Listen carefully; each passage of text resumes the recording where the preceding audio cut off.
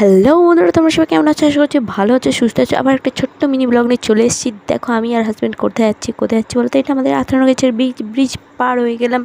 এবার আমরা যাচ্ছি কোথায় বলো তো তোমরা? আমরা যাচ্ছি বেড়ালি আশ্রমে যাব, বাট আরেকটা সিনারি মানে দেখতেই পাচ্ছ, আমরা দারুণ জায়গায় চলে এসেছি। এটা পুরো দীঘার মোমেন্ট আসছে। এই দেখো, এখানে একটা ষাঁড় আর এখানে রেড কালার গেঞ্জি। এবার কী হবে বুঝতে পারছো তো? রি রি রি রি রি বাদ দাও, সেটা বড় কথা না। আমরা চলে এলাম সেই জায়গাটা। এই জায়গাটা আমার খুব ভালো লাগে, একবার গেছি। এটা নিয়ে দুবারই তো আমি পুরো প্রেমে পড়ে গেছি। এই যে মন্দির বেড়ালি, তো নমস্কার করে নিলাম। চলো দেন এবার আমরা যাবো বাড়ি যাওয়ার রাস্তায়। তো দেখতেই পাচ্ছ জিসিবি নিয়ে বসে আছে, আমরাও এই বসে বললাম। তারপর দিন 58 গিয়ে কিনে নিলাম কাঁঠালটা 10 কেজি এইরকম কিনেছি। তারপরে নিয়ে নিলাম মুরগি। আর এই যে চলে এলাম বাড়িতে, মাম্মামকে ললিপপ দিয়ে দিয়েছি। মাম্মাম খাচ্ছিল ললিপপ, আমি খাচ্ছিলাম কাঁঠাল।